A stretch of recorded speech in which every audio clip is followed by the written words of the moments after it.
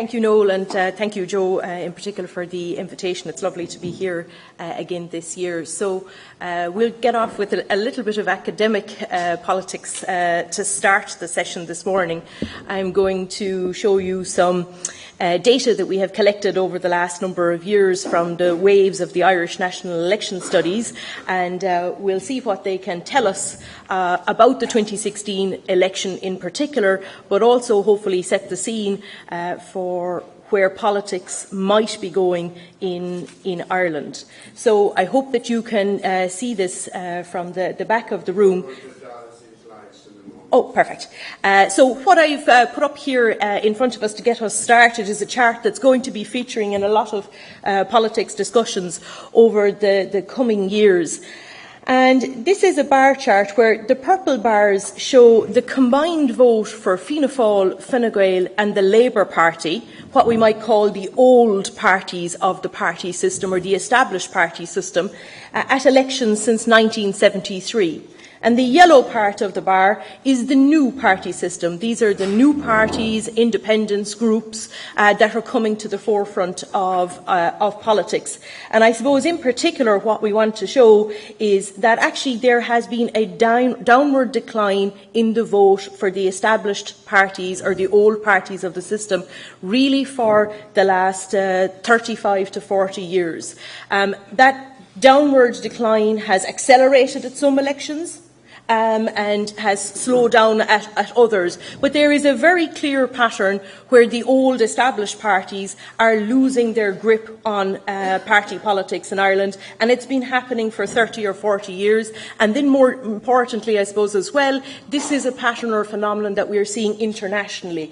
Globally, in old democracies, the old party systems, usually the Christian Democrats or the Labour Party, Social Democratic parties that have dominated party politics in countries, particularly all across Europe, are seeing their hold on the political systems really begin to decline, and it's a decline that's going on with 30 or 40 years.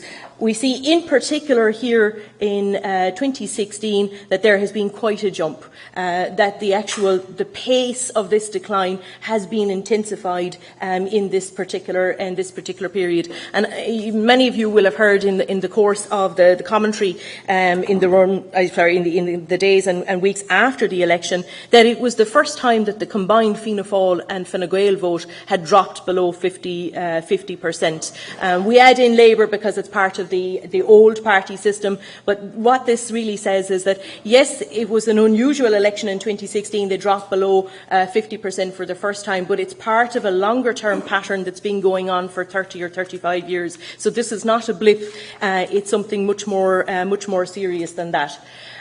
What we've seen it's interesting to look now at the yellow bar in a little bit more detail. This is 2011 and this is 2016, and there was quite an increase in terms of the new or the emerging party system across those 5 years. And what happened is the blue bars here are the parties that did well in the new parties or the emerging party system in 2011. The green bars are the emerging party system in 2016, and you can see that in a number of instances the green bars are considerably higher. And I think what's very important as well in relation to this is that we can see in 2016 that there were a number of new parties that entered the party system. So 2011 was a very interesting election from a kind of a Western European point of view, and many of you will have heard this before. The 2011 election was the third most volatile election in Western Europe since 1945. What probably hasn't come out in as much detail yet is that the 2016 election is also in the top 10 most volatile elections in Western Europe since 1945. And what's important, and I suppose what was unusual about 2011, was that we had such large amounts of volatility, but no new political force coming onto the scene in Irish politics. 2016 is different, and we start to see new political parties emerging. So it's giving us the sense that the change is becoming more permanent, and that new parties and movements are coming forward to fit into that particular space. I have these organised from left to right because that's the direction of where I'm going with this talk. You'll see over here on the far left the ULA, People Before Profit, Anti-Austerity Prosperity Alliance saw quite an increase in their vote. Sinn Féin vote is going up. The Social Democrats are on the centre-left. They were new in 2016. The Green Party result is much better. Others are mixed, so I haven't labelled them left or right, either red or blue, because they come from both sides of the spectrum. And here, of course, is the vote for independence and independent groups. So what you have in here is the Rural Alliance, the Independent Alliance, Independence for Change, and they're the colours of the rainbow, certainly a mixture of left and right across the political system.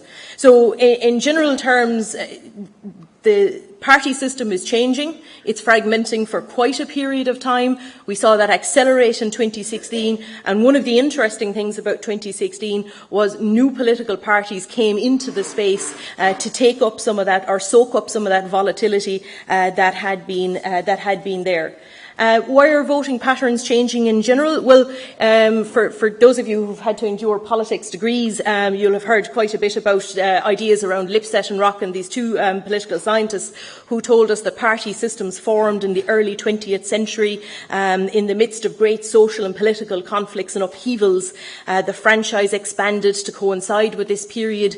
People became aligned to particular political groups and got into patterns of voting for those groups, and the party systems formed and became embedded, and that was generally the end of the story as far as party system formation was until the 1970s, when we started to realise that actually there was fragmentation happening in the party systems, and the parties that had been with us for 50 or 60 years were beginning to show signs of losing their grip on party system, or on politics in individual countries. In the Irish case, the great kind of ordering linchpins of Irish politics were nationalism and conservatism.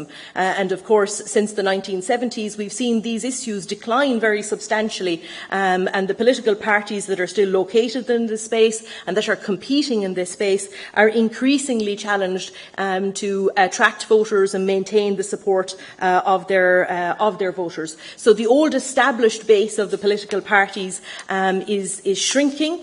New parties are moving in there, but I suppose it's also important to say that old established parties shouldn't be written off either. They've been there for 70 or 80 years, and it would be wrong to think that they will stand still in response to this particular pattern.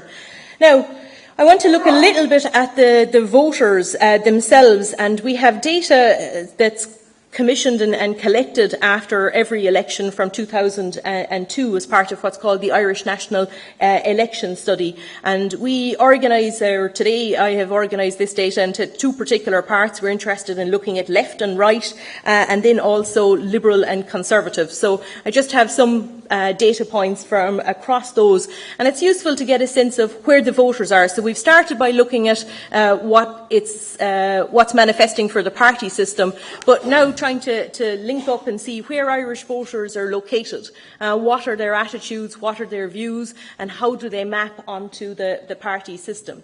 So we start here with what's called the left-right self-placement spectrum. I should start by saying left and right is really, it's something that we hear about all the time in politics, but it's always worth mentioning. It's really a question about the role of government in the economy.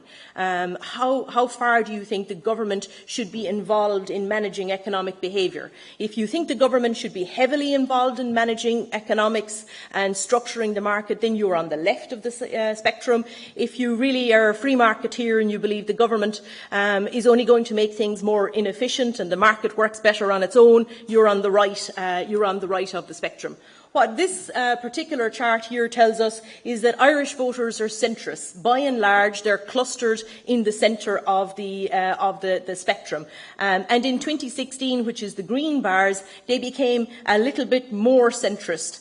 So they're largely clustered here on the centre of the spectrum, and they have been for some time. We've had a centre-right orientation among Irish voters for many decades, and of course that was really materialised in the form of the party system in that large vote for the centre-right parties. At one point we had up to 80% of voters voting for parties of the centre-right, Fianna Fáil, Fine Gael and the Progressive Democrats. And that's quite unusual if you put it in a wider European context, where it would have been more likely that in countries neighbours like France or the Netherlands, where maybe 40 to 45% of voters would have been voting for the centre or the centre-right. So we're quite centrist, bordering on centre-right.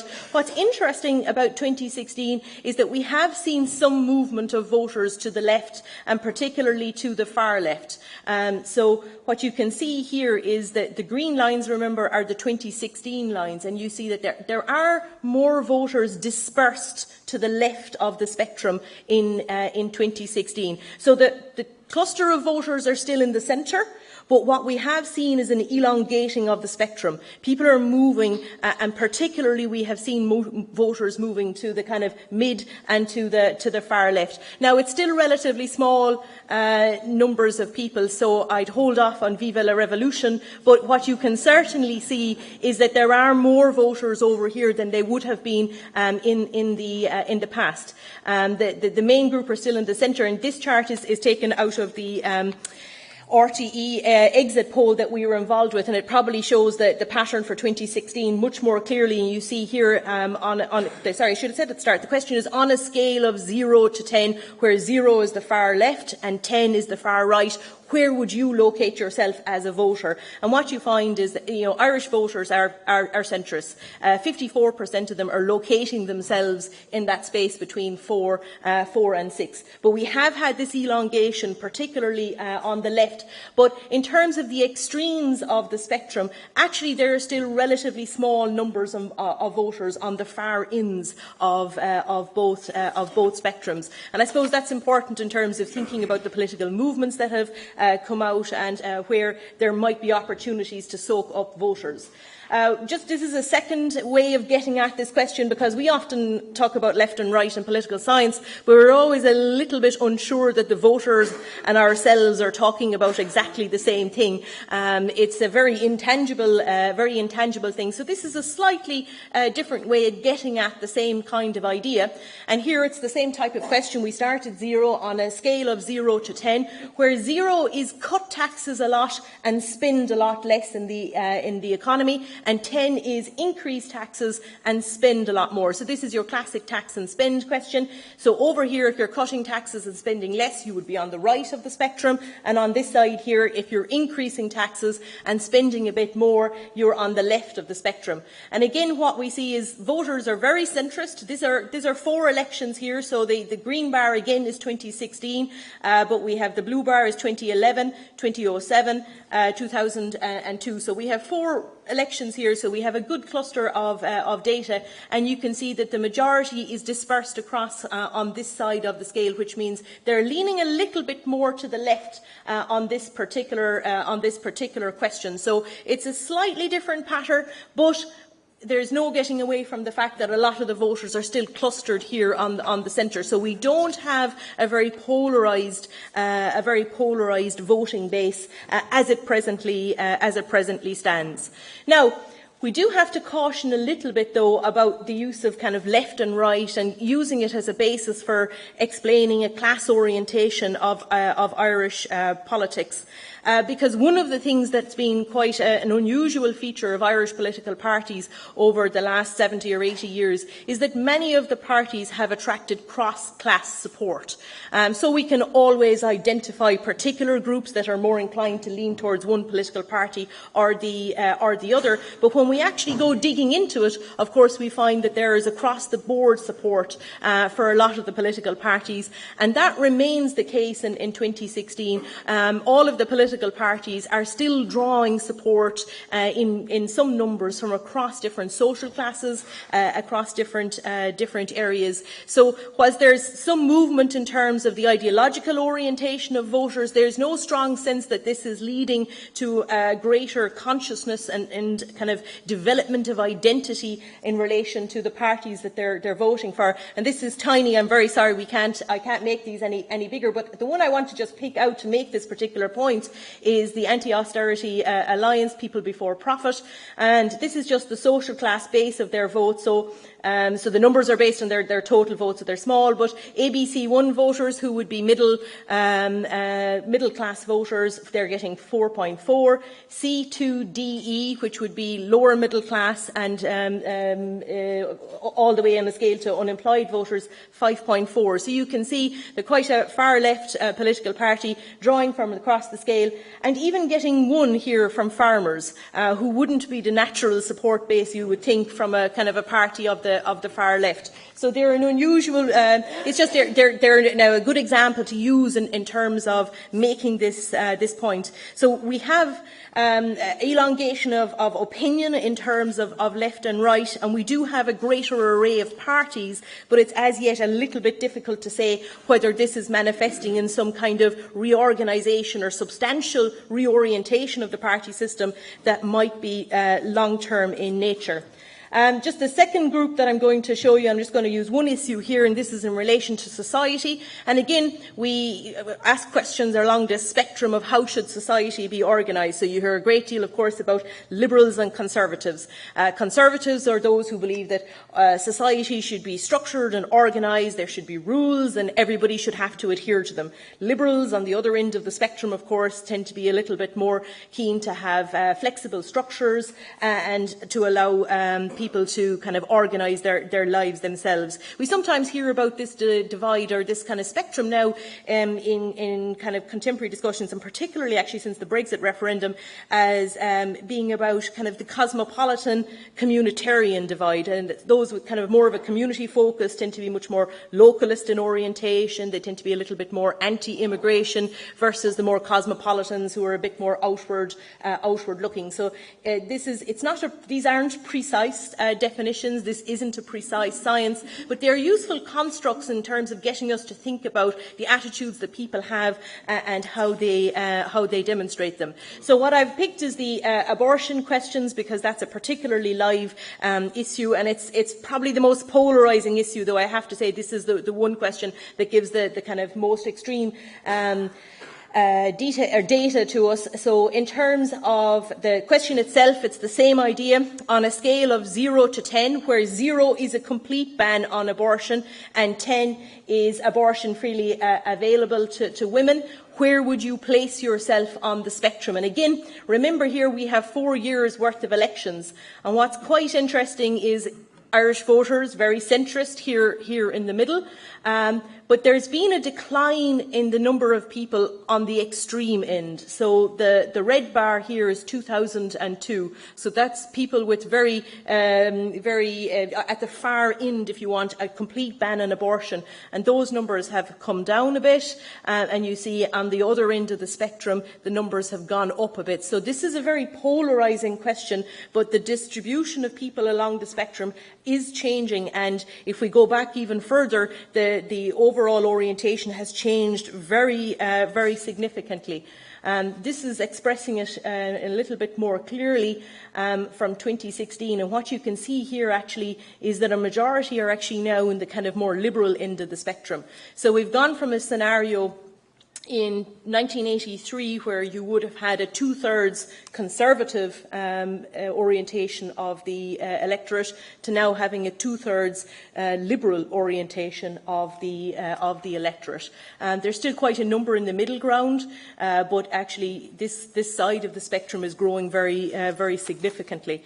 And we actually see some other information. I was involved in the marriage equality research as well on that particular referendum. And again, we see very similar data patterns there. So there is some alignment on the issues along this spectrum. So it's not just in the issue of abortion that we see this. We actually see it much stronger evidence of it in a couple of the other issues along the line. But as I say, this is the most polarising one that we have.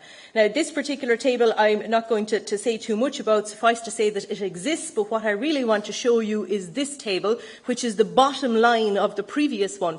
And what this is this is the average position for the voters in each party. So it's the same question, and we've just picked the average point. And what's very interesting about this particular table is that the average voter in every party and group is on the Liberal side of the divide. So Now, it's important to say that there are voters across the spectrum in all of the parties, but if we pick the mean point for voters, and we see some variation, there's variance here, of course, and it's consistent with what we might expect. So, for example, Fine Gael, this is the average for everybody, is 6.1. Fine Gael is 5.8, Fianna Fáil is 5.6. The independents and others, who we might expect to be, particularly some of them, a little bit more conservative, 5.5 and 5.6. But then among some of the kind of more liberal political parties, the Green Party is at 7, APBP 6.8, Sinn Féin is over along here 6.7, the Social Democrats identical at 6.7. But what's interesting here is that the voters on average are very much on the other side of the spectrum. So I'll finish up really there by leaving you with a kind of a couple of points, and maybe from which you can kind of locate what some of the politicians are going to say. Irish voters, the majority, are located in the centre ground. We were slightly centre-right, we're more centrist now perhaps than we were, but the big cluster of voters is in the centre of the ideological spectrum. There is, I suppose, if you want, a small increase in the numbers along the far left, and we're seeing that manifesting as well in support for political parties. There's majority support for more taxes and higher spending, and I suppose that resonates with what we heard in the course of the campaign and certainly in some of the analysis afterwards. And we've certainly seen a transformation in the Liberal-Conservative divide, where it remains a very polarising issue, but there has been movement over to the Liberal end. So that's generally where Irish voters are at. I'm going to ask indulgence from Noel as well, though, because I do want to finish with a party political broadcast on behalf of people who work on elections, political scientists who work on elections. And that is that we do not have a permanent election study in this country. We're one of the few countries that do not, and the only one in Western Europe. And we rely on ad hoc funding to put these kinds of studies together, and we browbeat people like Pat and RTE and other broadcasters to see if they would give us any data, free data. And if there was an election in the morning, we simply wouldn't be able to do another one of these. We just don't have the money. And if we want to understand how voters make their decisions, if we want to help voters to become more informed about their decisions, if we want to assist in improving turnout, we do need to be able to understand what voters are doing. And an election study would probably cost about 100,000 every 5 years. So it's relatively small in the overall scheme of things. But if we don't get more substantial funding in the longer term, this kind of work is going to become more and more difficult at a time when we've probably never needed to understand what's going on more than we do at the moment. So if there's anybody from the government here, now is a time to maybe think about that. So thank you very much.